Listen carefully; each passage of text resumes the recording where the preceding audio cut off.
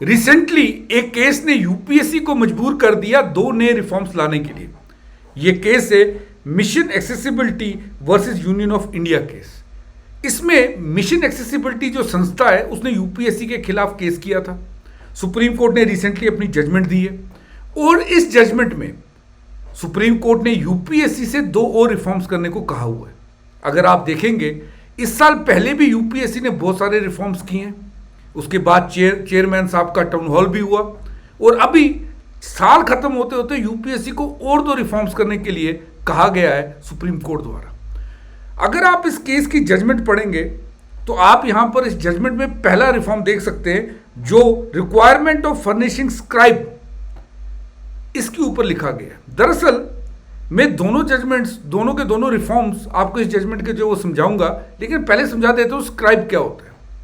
हमने अक्सर देखा है कि जो लोग किसी तरीके से हैंडीकैप्ड होते हैं, जो अनफॉर्चुनेटली खुद पेपर लिख नहीं पाते हैं, उन लोगों की सहायता के लिए आपने देखा होगा एक व्यक्ति होता है जो उनके बिहाफ पर पेपर लिखता है, उनके कहने पर जो वो आंसर बता रहे हैं वो लिखता है।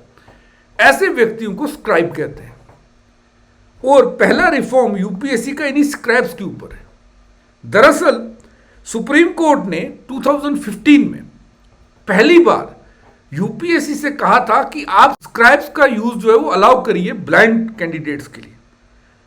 अभी स्क्राइब्स बेसिकली सबसे पहले जब 2015 में आया तो ये ब्लाइंड कैंडिडेट्स के लिए आते थे, उनको अलाउ किया गया। बाद में हमने ये देखा कि सुप्रीम कोर्ट के इस निर्देश के बाद यूपीएससी ने जिन कैंडिडेट्स के लोकोमोटर डिसेबिलिटी होती है, जिनका सेरिब्रल प्लेसी से जो ज़्यादातर लोग शिकार होते हैं, जो कैंडिडेट्स इस बीमारी से जूझ रहे होते हैं, हमने अक्सर ये देखा है कि उनकी जो परफॉर्मेंस है वो हैम्पर कर देती है डिसेबिलिटी एग्जाम में लिखने के लिए, स्पेशली प्रीलिम्स और मेंस दोनों में।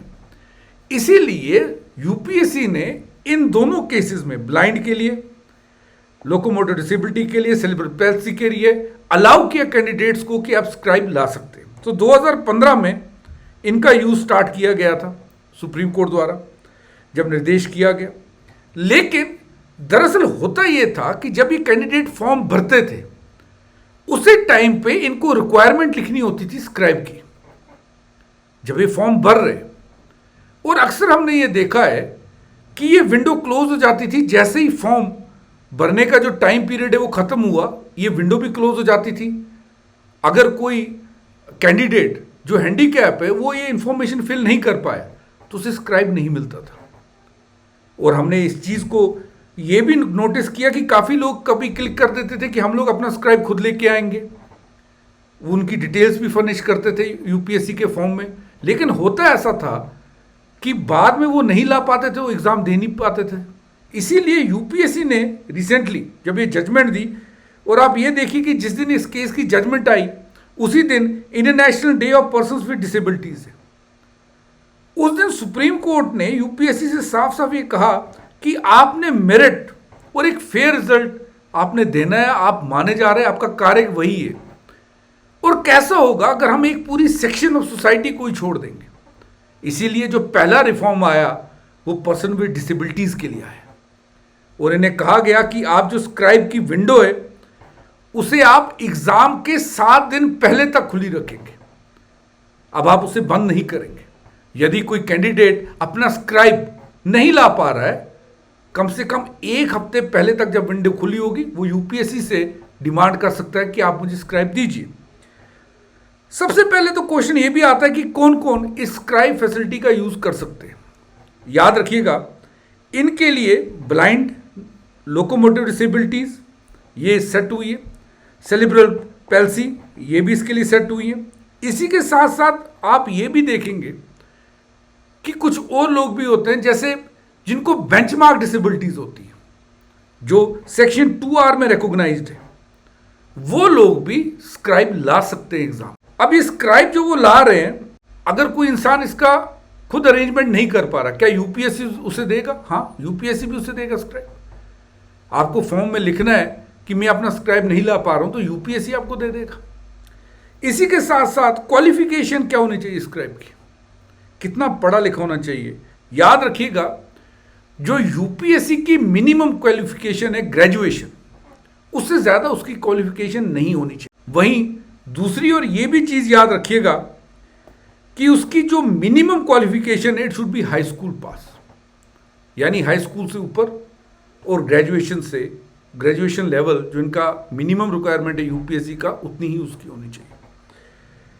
अब दूसरा रिफॉर्म क्या है? एक तो ये हो गया जो यूपीएससी का एक बहुत बड़ा रिफॉर्म आया स्क्राइब को लेकर। दूसरा रिफॉर्म क्या है वो बताने से पहले आपसे एक चीज शेयर कर दूं। रिसेंटली अनअकैडमी ने अपने स्थापना के 10 साल पूरे किए हुए, और अनअकैडमी ही अपने बर्थडे पे आपको गिफ्ट दे रहा है। हमारी सारी सब्सक्रिप्शंस आपको 50% ऑफ पे मिलेंगी, डबल वैलिडिटी मिल रही है, और इसके साथ आपको अनअकैडमी एश्योर अलग से मिल रहा है।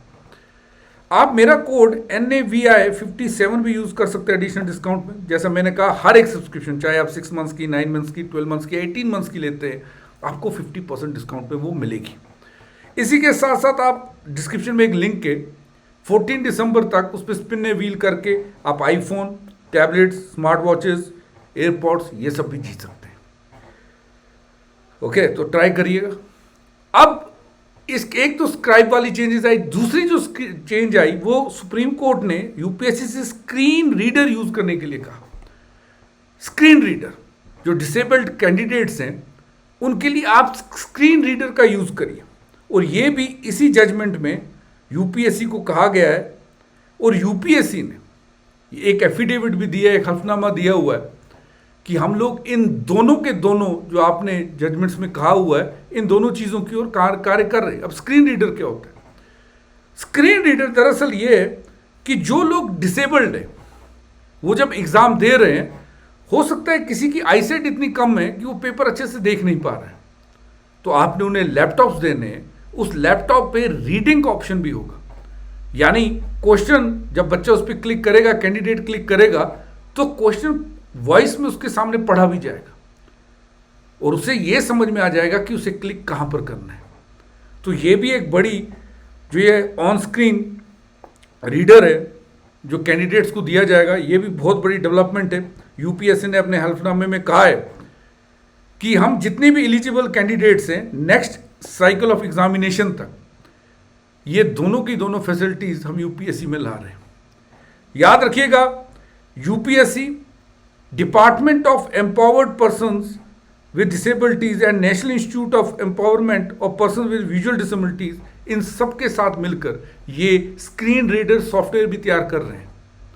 उन्होंने ये भी कहा है कि जो बाकी टेक्नोलॉजीज रिक्वायर्ड होगी वो भी हम इन गवर्नमेंट की संस्थाओं से बनवाएंगे।